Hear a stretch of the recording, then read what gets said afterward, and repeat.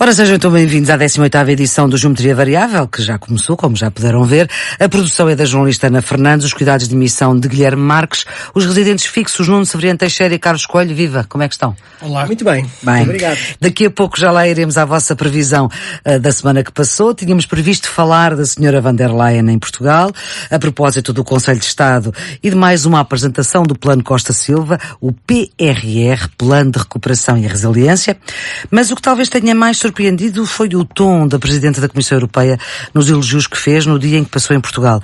Desde a resposta que os portugueses deram à pandemia, e vou citar, humildade, responsabilidade, solidariedade e resistência, elogiou a decisão que qualificou de histórica do Governo ao dar a cidadania temporária aos migrantes e refugiados para que pudessem aceder à Segurança Social e ao Serviço Nacional de Saúde. Lembrou a nossa história, citou Camões, dizendo que Portugal é um país de grandes exploradores, de pioneiros que nunca temeram aventurar-se no desconhecido, um país que sempre navegou em águas desconhecidas, e depois citou o verso de Camões, por mares nunca dantes navegados. Também disse que os portugueses influenciaram durante séculos a Europa, de muitas formas, intelectualmente, culturalmente, politicamente, e até como Sintra influenciou a obra do poeta Byron, Lord Byron, ou do compositor Richard Strauss. Até foi o Marquês de Pombal ao terremoto, que podemos aprender com Lisboa como reconstruir melhor, e depois que Portugal tem a perfeita mistura entre a tradição e a modernidade, desde a Web Summit até aos heróis desportivos, ao jovem talento tecnológico, à energia limpa. Portugal é um exemplo brilhante nas renováveis, disse. Bom, já estou cansada de tantos elogios, mas isto é resultado de quê? É uma diplomacia portuguesa muito ativa e muito competente, é uma Presidente que foi muito bem brifada, mas melhor que isto era impossível. É muito melhor que o melhor aluno, como dizia o Sr. Delors de Portugal quando foi do pacote em 1992. Não, é claramente uma gestão de simpatia. É o reconhecimento do trabalho feito primeiro. Vamos ser também honestos relativamente a nós próprios. Eu acho que Portugal, de uma forma geral, tem estado bem na Europa e Ursula von der Leyen reconhece-o. Mas também é um exercício de simpatia tendo em atenção a próxima presidência de Portugal, no próximo semestre. Mas tanta simpatia. Portugal é um resultado disto tudo. E é também uma forma de dizer a outros países da Europa, se fizerem bem o vosso trabalho, também terão a simpatia da Comissão Europeia.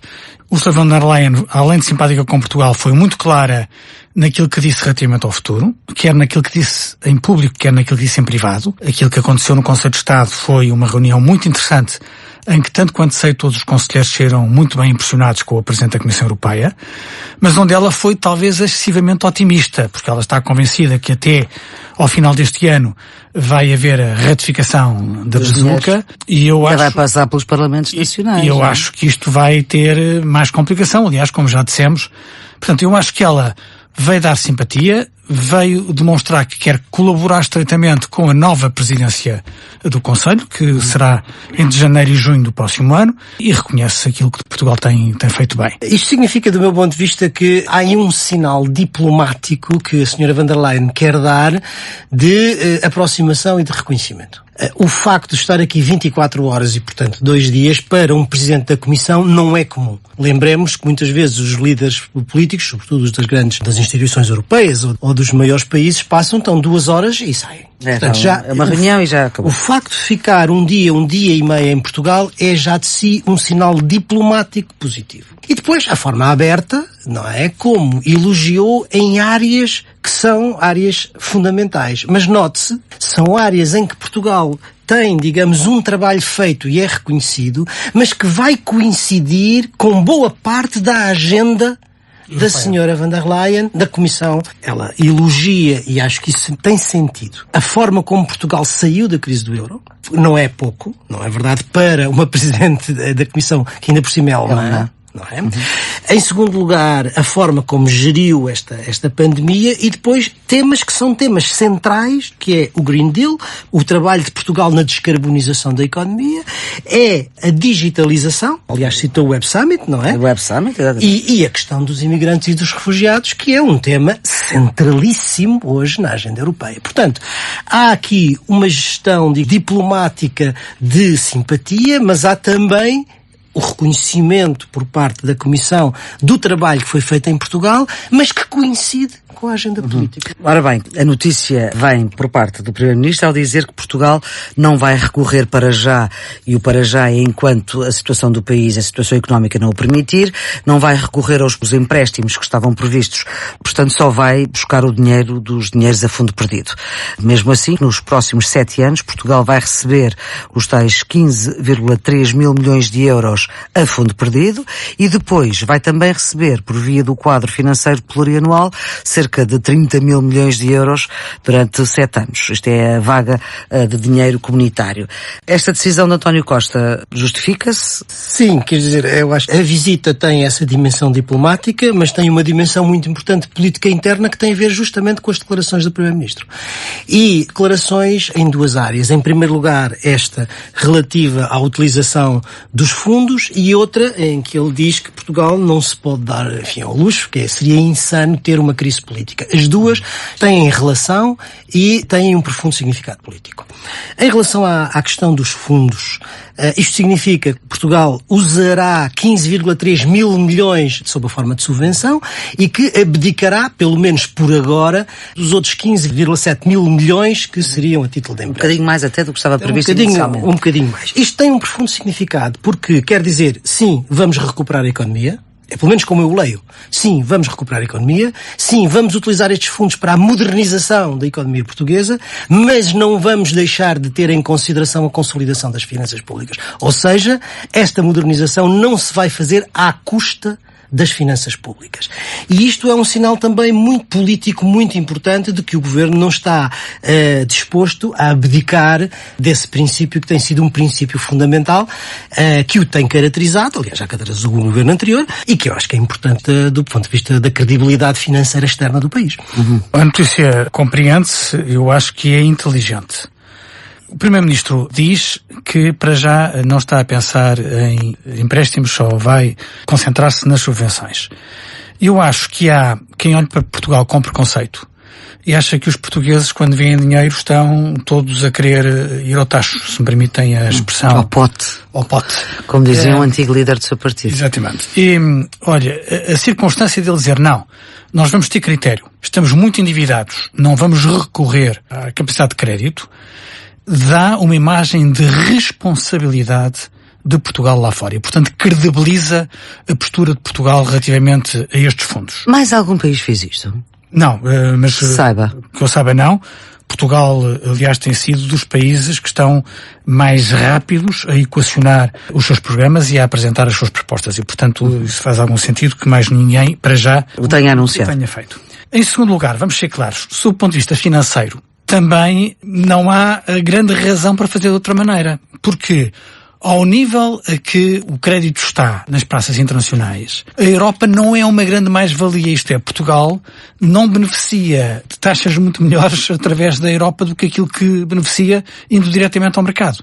Portanto, não há aqui uma grande diferença que justifique a necessidade de recorrer ao crédito europeu. Em terceiro lugar, o Primeiro-Ministro tinha antes de nós a informação que veio a público ontem do Banco de Portugal. Nós estamos com o valor absoluto da dívida pública mais alto desde 1995. Estamos neste momento com mais de 267 mil milhões de euros de dívidas e, portanto, de facto, há um problema de exposição à dívida pública que faz de Portugal um dos piores casos na Europa. Olha, não era muito compreensível que nesse cenário, para manter uma postura responsável de Portugal, o Primeiro-Ministro dissesse algo diferente daquilo que acabou por dizer. Também me parece significativa a declaração de que seria insana uma crise política, porque isto tem uma relação direta. Assim também lhe parece insana essa possibilidade de crise política? Sim, acho improvável. Eu acho que estamos a assistir a teatro, repito, e que não vai haver nenhuma crise política. Seria altamente irresponsável que isso se verificasse. O líder parlamentar do PCP diz que foi uma crise artificial criada por Marcelo e António Costa. Eu não sei quem é que criou a crise, agora há uma coisa que eu sei. Eu sei é que se houvesse uma crise política para além da crise económica e da crise sanitária, o país ficaria sem governo, num período em que o Presidente da República não pode dissolver o Parlamento e convocar eleições antecipadas, o que significaria um governo de gestão durante um largo período. E segundo, o país a viver de duodécimos. Ora bem, o que é que significa viver de duodécimos? Significa que o país apenas poderia gastar, por mês, 1/12 do orçamento do ano anterior. O que é que se faziam? Os fundos europeus que viriam, muito dificilmente os podia executar. Portanto, é uma situação que não é de todo. Era isso também que o Presidente tem chamado a atenção, não é? Exatamente. Eu creio que, de uma forma ou de outra, como nós já aqui dissemos, para lá da gesticulação política, há com certeza negociações que vão no sentido de encontrar uma solução para viabilizar o orçamento. O Carlos viabilizaria o orçamento nestas circunstâncias? Eu acho que é perfeitamente legítimo esperar que a maioria parlamentar natural, que é aquela que suporta a geringonça, assuma essa responsabilidade. Se isso não se verificar, todos os cenários têm que ser postos em cima da mesa. Agora, eu creio que o que é expectável é que PS, Bloco de Esquerda e PCP se consigam entender à volta do orçamento. É isso que faz sentido. Sim, é expectável, mas às vezes pode não acontecer. Eu acho que vai acontecer. Acho que é um luxo que o país não se pode dar.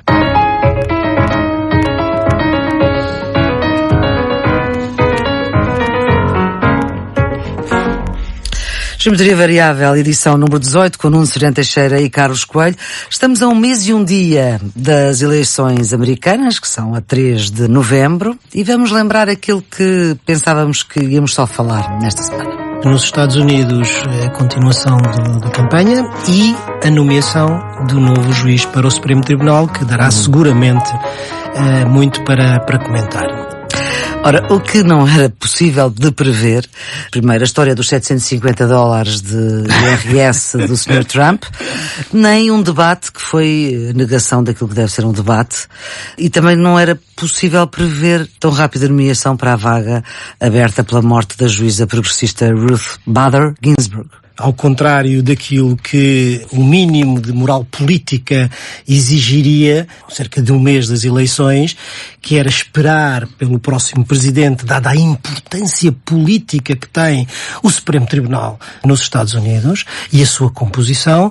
Aliás, o mesmo líder do Senado nas eleições anteriores esperou pela eleição do próximo presidente, neste caso Trump, para se fazer a nomeação. E agora não o fez. Com uma diferença significativa é que Obama foi confrontado com esta situação praticamente a um ano das eleições presidenciais e isto está a correr a 40 dias. 40 dias. Sim, senhora RBG. Sendo legal, é qualquer coisa que do ponto de vista da ética política viola, enfim, a cultura política americana, as regras informais de cordialidade política. Estamos a viver um momento feio, não é? Muito feio. Não é para mim surpresa, não é surpresa, digamos, a nomeação rápida do Presidente Trump, como não é surpresa a celeridade que o Senado, dominado pelo Partido Republicano, está a colocar na nomeação. Agora, relativamente ao debate, enfim, não há muito a dizer sobre o debate, porque, digamos, a própria truculência fez com que a discussão substantiva das questões políticas ficasse absolutamente secundarizada. O próprio moderador teve dificuldade em gerir o debate. Mas, quer dizer, a opinião unânime, eu julgo que por todos os quadrantes, enfim, alguns já classificaram como o pior debate desde a história eleitoral americana, desde o célebre primeiro debate entre Kennedy e Nixon. E, quer dizer, não houve vencedores neste debate. Toda a gente saiu vencida, a começar pelos próprios Estados Unidos da América, porque isto é o sintoma... Aliás, vão alterar as regras já. Isto é o sintoma, digamos, do grau zero a que chegou a política americana. A polarização e o aviltamento do debate político a que chegou a democracia americana, obviamente muito impulsionada pelo estilo populista do Presidente Trump, mas também deve dizer-se, em bom da verdade, que o candidato Joe Biden não soube resistir a isso e também caiu um pouco nesta armadilha, vamos dizer assim. Agora, isto prefigura, em primeiro lugar, o aviltamento da linguagem política, depois o desrespeito pelo adversário, o não reconhecimento da legitimidade da oposição, ou seja, do candidato da oposição, o ataque às instituições, ou seja, tudo aquilo que são normas informais claramente estabelecidas na cultura política democrática americana. E o que muita gente receia, e eu julgo que com razão, é que no próximo mandato, se Trump for reeleito, se passe do ataque das regras informais ao ataque das regras formais das instituições. E alterações legislativas nesse sentido. Exatamente. Relativamente à sugestão no Supremo Tribunal, havia 3 mulheres que podiam ser escolhidas, eram as 3 mulheres de que se falava, Bárbara Lagoa, uma cubano-americana da Flórida, para a qual apontavam razões políticas e eleitorais, Kate Todd, que trabalha na Casa Branca, e foi escolhida Amy Barrett, que é não apenas a mais conservadora das 3, aquela que tem mais apoio nos conservadores religiosos, mas também a mais nova. Claramente, o cargo é vitalício? Como o cargo é vitalício, significa que Trump escolheu quem pode durante mais tempo ocupar com um discurso mais radical o Supremo Tribunal norte-americano. Relativamente ao debate, eu concordo que foi o pior debate de sempre. Foi um debate cheio de insultos, de baixo nível, que, sob o ponto de vista eleitoral, aparentemente não alterou nada.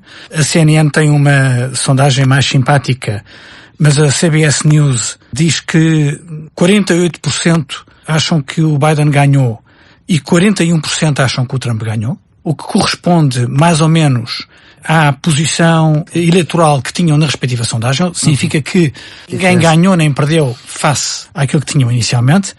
Mas o mais curioso é que nessa sondagem da CBS News, perto de 70% dos americanos, 70, se declararam irritados com o espetáculo. Isso, eu não sei qual é a consequência eleitoral que vai ter. Se as pessoas vão responsabilizar Trump pelo descarrilamento, isso terá um resultado simpático nas eleições, ou se as pessoas vão manifestar nojo por este tipo de falta de nível na política e não vão às urnas, dando espaço às minorias ativas. E as minorias ativas é o terreno em que Trump joga com mais facilidade. O facto do eleitorado dele estar muito contente com o debate é sinal disso. Eu estou a imaginar aquelas hordas ululantes de trumpistas fundamentalistas grunhindo de satisfação a cada insulto que ele dirigia contra Biden. Quanto mais baixo, mais apreciado era por essa gente. E, portanto, este resultado, eleitoralmente, não parece ser muito mau para Biden, porque cristaliza as posições à partida, mas para quem estava à espera de uma alteração significativa do jogo político, não vai suceder. Resta saber o que é que vai acontecer nos próximos debates. Quais são as regras? Já há conselhos para Biden não aceitar participar em mais nenhum, mas o próximo debate não é entre os dois, é entre os dois vices. Mike Pence e Kamala Harris, no dia 7 de outubro, num debate entre os número 2, que está a ser visto com expectativa para saber se repete o mau exemplo dos grandes, ou se os dois vices querem mostrar que são diferentes e que vão fazer um debate com mais nível. Conhecendo os dois candidatos a vice-presidentes, o atual e a Kamala Harris, a expectativa que temos é que o debate tenha mais nível, porque são pessoas preparadas e, do ponto de vista do seu temperamento, mais calmas. Agora, políticos de carreira, digamos assim, que não é o caso de Trump, não é? E são pessoas com preparação. O que os estudos eleitorais nos têm mostrado é que os debates, e este debate em particular, não influencia propriamente aqueles que estão indecisos. Isso fez com que, em certo sentido, os candidatos, os dois, em particular Trump, falasse exclusivamente para a sua base de apoio. E, nesse sentido, ela é eficaz. Agora, Trump tem alguma vantagem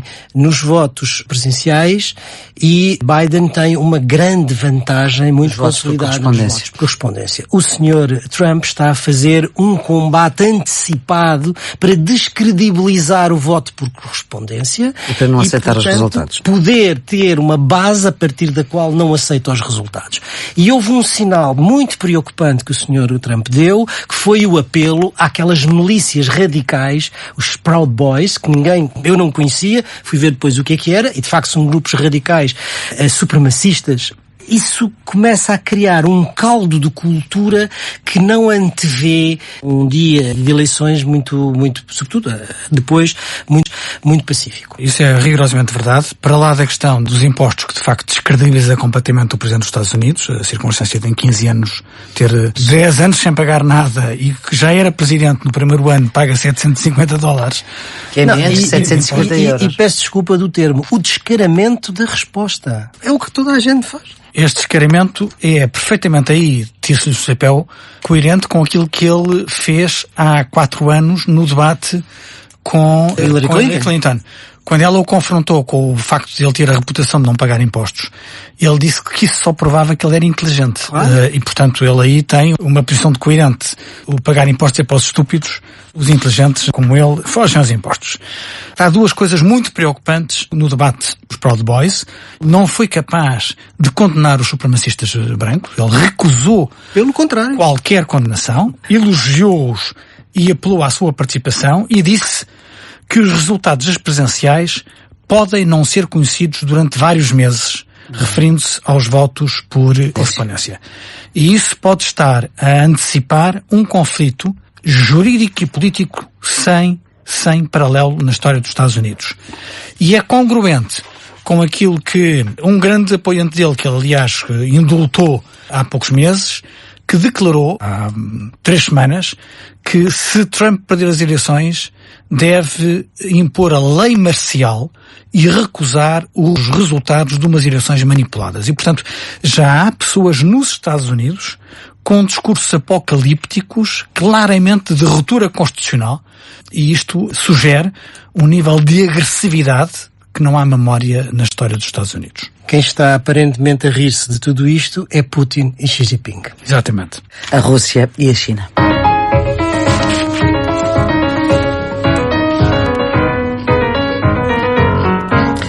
Antes de irmos aos bicudos redondos e quadrados, ainda vamos às vossas previsões para esta semana. São 2 tópicos, Cimeira Europeia e salário mínimo. E sobre a Cimeira Europeia, o Nuno acertou na mousse na conversa que temos sempre depois da gravação do Geometria. Um é a reação à questão de Lukashenko, em Minsk, e outra é a posição da União Europeia sobre o conflito no Mediterrâneo Oriental. Ora bem, e ficámos agora a saber que há este processo de infração contra o Reino Unido, que terão cerca de 1 mês para responder à Comissão Europeia. A senhora van der Leyen já vai dizer que não houve boa fé. É mais um elemento de preocupação e um espectro que paira sobre a questão do Brexit e que não torna fácil a vida, certamente para a União Europeia, mas eu acho que também não para o Reino Unido. Provavelmente a razão está na política interna inglesa e na posição política e na sobrevivência do Primeiro-Ministro Boris Johnson. Eu achava que os comuns até podiam ter feito alterações significativas à iniciativa legislativa de Boris Johnson e corrigir o tiro. Quando diz os comuns, já a dizer os deputados no Parlamento inglês. No Parlamento inglês. Isso não aconteceu.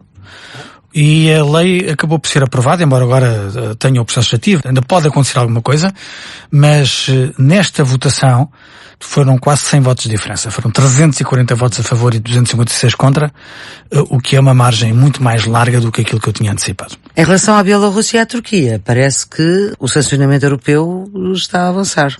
Os 2 temas estão em cima da mesa do Conselho. Sabemos as dificuldades que houve no Conselho anterior por causa do veto de alguns Estados-membros. Vamos ver como é que se desenrola neste Conselho, sendo que isso é absolutamente fundamental para a União. E a Turquia está a pisar o risco, como se vê agora pela questão de Nagorno-Karabakh, que estão claramente...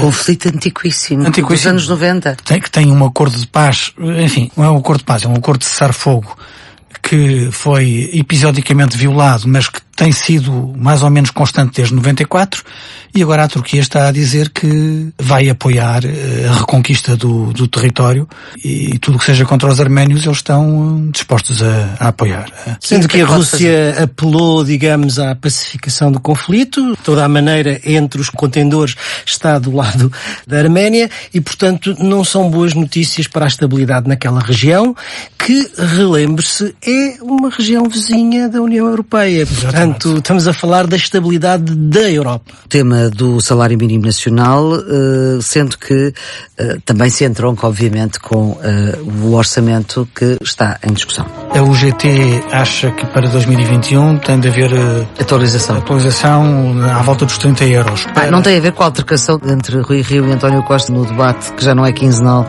mas no debate de vez em quando na Assembleia da República. Essa altercação entra neste... Portanto, o que é que se passa? A UGT defende na prática saltos de 30 euros para chegar a 2023 no que está acordado são 750. As entidades patronais querem manter o salário mínimo mais baixo. Mas a UGT diz bem que, se assim for, vão chegar ao final do processo e vão ter que aumentar o salário mínimo num ano 100 euros para chegar aos 750. Ou então, o governo não vai cumprir o prometido. Portanto, eu acho que a discussão do salário mínimo vai subir de tom na próxima semana. Na Concertação Social fala-se num aumento de 20 euros para 2021. A senhora van der Leyen, quando foi questionada sobre o salário mínimo em Portugal, o aumento, defendeu o princípio, mas disse que o seu montante deve ser decidido em Concertação Social. É um espaço claro dedicado à Concertação Social. Há quem o queira no Parlamento, mas há um compromisso político de chegar a um objetivo no final da legislatura. Eu acho que se tem de respeitar esse compromisso político. Vamos encontrar na Concertação Social a forma de lhe dar a tradução. Há algumas forças políticas que estão a colocar a fasquia alto demais. A CGTP já fala mais de 850 euros de salário mínimo. Sim, isso é a proposta. Eu acho que a proposta da UGT é fazer saltos de 30 euros até chegar aos 750 em 2023. Eu acho que todos devem colaborar para chegar a esse objetivo. E acho que o Governo, respeitando a Concertação Social... Mas os patrões, ou seja, os empresários representados na Concertação Social, não estão muito... Mas isso é aquilo que o Governo tenta fazer na Concertação Social, é encontrar um consenso entre empregados e empregadores. É para isso que a Concertação Social serve e é para isso que o Governo deve agilizar mecanismos, instrumentos e estímulos para que a Concertação Social dê bons resultados. Sempre foi assim e deve continuar a ser assim. Mas de 20 em 20 euros, como parece estar a ser, não vamos lá. Mas... Para mim, a questão é a seguinte. O lugar institucional onde deve ser dirimida esta questão é a Concertação Social. Ponto 1. Segundo, o princípio é o da negociação entre as várias partes, em que o Governo tem um papel importante do ponto de vista da mediação, e é encontrar o equilíbrio possível entre a subida do salário mínimo, que obviamente é um objetivo importante do ponto de vista do aproximar daquilo que são a média europeia, e mesmo assim estamos muitíssimo longe, e aquilo que é a capacidade das empresas para sobreviverem. É esse equilíbrio que é necessário encontrar, é isso provavelmente que é difícil de fazer, mas esse é também o papel do Governo, e o lugar institucional para o fazer é a Constituição Social. E portanto tem que se aumentar o salário mínimo. Certo. Eu creio que sim. Não vejo que seja de outra maneira. Agora, a conciliação entre isso e a capacidade económica das empresas para se manterem e para não gerarem desemprego, e que está, digamos, o cerne da questão.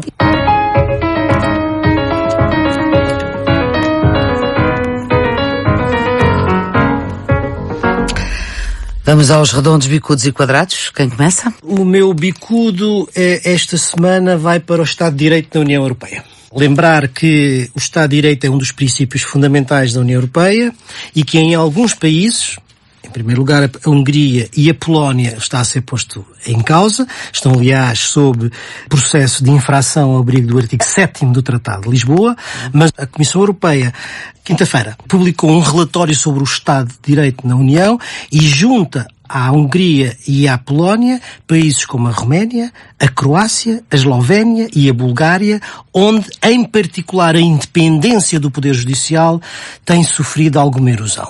Portugal, obviamente, não está neste grupo, mas não deixa de ter alguns reparos. Ao sistema judicial e ao combate à corrupção. Combate à corrupção e o funcionamento do sistema judicial. O meu bicudo vai para o desperdício alimentar. Celebramos o primeiro Dia Internacional da Consciencialização sobre perdas e desperdício alimentar. De acordo com os dados, em 2017, em Portugal, estima-se que desperdiçámos 1 milhão de toneladas, ou seja, o equivalente a 100 quilos de alimentos por pessoa. Isso daria hoje para alimentar 380 mil pessoas identificadas em Portugal como carentes alimentares. 100 quilos por pessoa? 100 quilos por pessoa durante o ano. Na União Europeia, este desperdício atinge 88 milhões de toneladas. Ora bem, bicudos redondos. Numa semana em que morreu o Quino, o criador da Mafalda, o meu redondo vai para o ISCTE e para o Plano Nacional de Leitura. Fizeram uma análise sobre os hábitos de leitura dos jovens, que demonstra que os jovens leem cada vez menos e que as famílias têm influência nisso. Dizem, por exemplo, que os jovens que requisitam mais livros nas bibliotecas são aqueles que têm mais livros em casa. O estudo é muito interessante. Acho que era desejável que dessem um salto em frente e que estudassem também a forma de combater os efeitos nocivos da realidade que detectaram. Sr. Redondo? Numa semana em que o jornal Guardian chamou a atenção para as questões do racismo em Portugal, acho que vale a pena sublinhar uma coisa boa. O AfroLink. O AfroLink é um site que começou em 2019 como um grupo privado no Facebook e que agora tem uma casa própria, vamos dizer assim, e que é uma plataforma que foi lançada por Paula Cardoso e que junta profissionais de várias áreas, das artes, das empresas, da ciência, etc., que são afrodescendentes, portugueses afrodescendentes, e que serve justamente para partilhar experiências, para valorizar competências, para fazer alianças, para apoiar negócios e, sobretudo, para mostrar